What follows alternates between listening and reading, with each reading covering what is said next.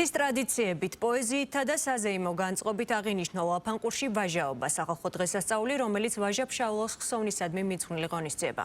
ადგილობრივების თქმით, ამ ტრადიციას უკვე ნახევარ საუკუნეზე მეტია განსაკუთრებით უფრთხილდებიან და წლიდან წლამდე უამრავ სტუმარსაც უმასპინძლდებიან.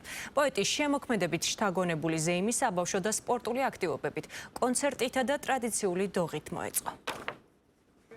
შაურს ამოსთან ერთად გამოფენილი ხელსაქმის უძველესი ნივთები, დამბალ ხაჭო და ხილის არაყი, რომლითაც ვაჟა-ფშაველას ხსოვნის სადღეგრძელოს სვამენ და მომავალ თაობას ადღეგრძელებენ. ასე იწყება სოფელ ლაფანყურში ვაჟაობა. ნახევარ საუკუნეზე მეტია ადგილობრივები მგოსნის დღეს მასშტაბურად აღნიშნავენ და ივლისის ბოლო შაბათის დადგომას მოუთმენლად ელიან.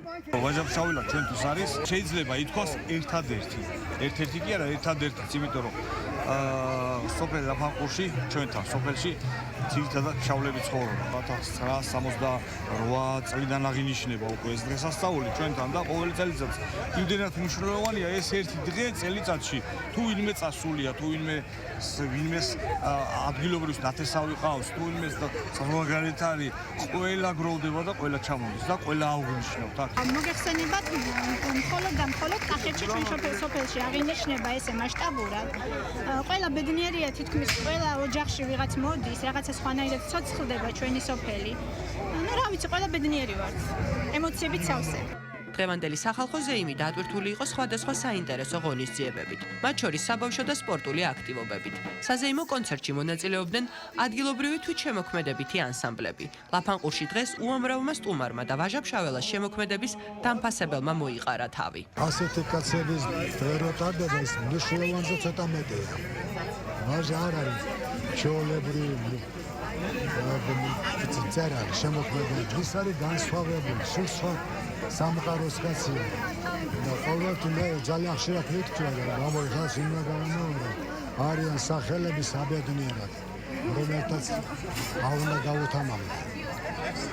არიან სახელებიც არ უნდა მზა არ უნდა გაუსწორო, მზა არ უნდა გაუსწორო. ჩემთვის ყველაზე წმინდა და ყველაზე დიდი სახელი ვაჟა-ფშაველა. ეს არის რომელმაც გასწავლა როგორ უნდა იცხოვრო. სახალხო დღესასწაულს წინ ტრადიციული დოღი უძღოდა. 4 კილომეტრიანი მანძილის დაფარვაში 10 მხედარიდან გამარჯვებულს ჯილდოდ ჭედილა, თასი და გარდამავალი დროშა გადაეცა. ეს არის ტრადიცია, რომ ცხენმა უნდა შეჭამოს ქერი დოღში გასვლის წინ, რომ კარგად ირბინოს და მოძლიერებული იყოს. დანარჩენი კიდე დავლოცვა ხდება მიცვალებულების, შემდეგ მეორე ჭიქით გადავდივართ ცოცხლებზე დღესასწაულზე იმურ და შემდეგ უკვე სალოცავები, რომ მშვიდობით მივიდნენ ეს მხედრები და მშვიდობით მოვიდნენ ადგილზე. ლაფანყური კახეთის რეგიონში ერთადერთი სოფელია, სადაც ვაჟაობის დღესასწაული მასშტაბურად აღინიშნება.